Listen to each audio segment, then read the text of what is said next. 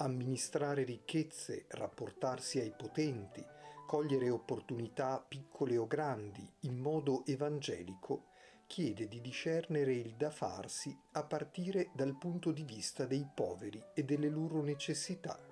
a cui provare a dare risposta.